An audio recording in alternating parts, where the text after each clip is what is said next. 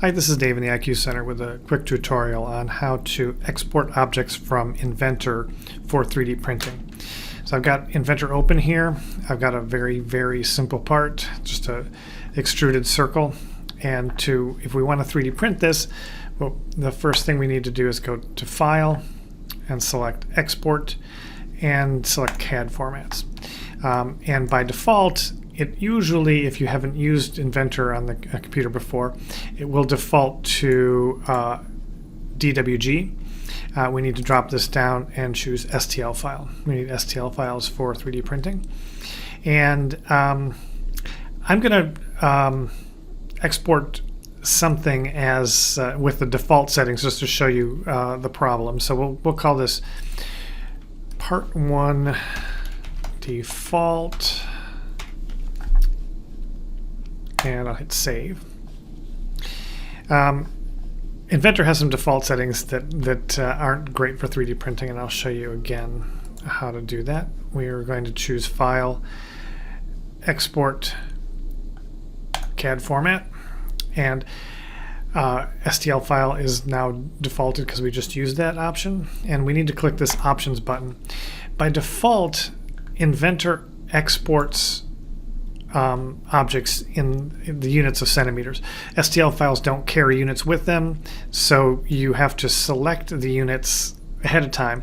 Now, I know you work in inches in Inventor, but the default is to export in centimeters. But 3D printing slicing engines expect millimeters. And again, the units aren't carried with the file, so we get a mismatch. So what we need to do is drop this down and choose millimeters instead of centimeters. And the other thing that we might want to do is change the resolution. The default setting in Inventor is this BREP, and for some instances this is too low resolution. This is actually the resolution of the part. So we're exporting a circle, but of course it's going to export a polygon object, and so it has to decide how many steps it's going to make. So every side the circle's being made up of a bunch of flat objects, and so we can if we want this to be very precise, like you need this circle to fit into a hole, and we want it to be exact, we may want to choose high, and we can also adjust some individual parameters, but just choosing high, I can show you what the difference is going to be. So we've got high and we've got millimeters, and we click OK, and we're going to call this Part 1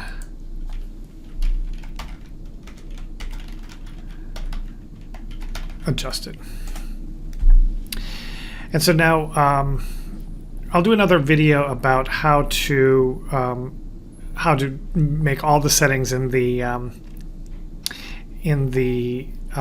slicing engine, but I'll just really quickly jump over and show you what happens here.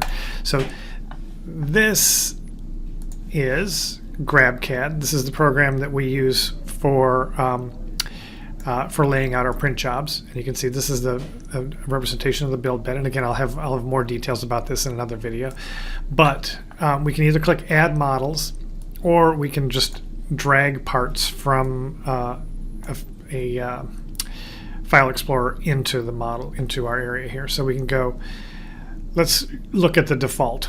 So if I drag the default setting file in here, you can see there's an issue. Our part comes in way too small. It comes in 10 times too small. Now this is usually the problem that people have. It's either the right size or it's 10 times too small. And to fix that, we can use this scale button in GrabCAD and just choose 1000%, and it will bring it to the right size. This is actually a 2-inch square that's extruded by 1/2 inch. So now you can see we've got 2 inches by 0.5 by 2. And let me bring in our adjusted file just to show you the difference. So now this is our adjusted file, and it comes in the right size. And the other thing that you'll notice, if I put these right next to each other and zoom way in,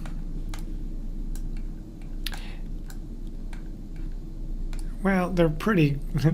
You can see the polygons on the original, and you can't see them here. There's more polygons around the circle, so you get a finer circle, and sometimes that's necessary, sometimes it's not. But that is how you go from Inventor into Slicing Engine. Now this is particular for our printer called the F170, but it's a similar process for other slicers as well. And you want STL files is the take home. All right, thanks for watching.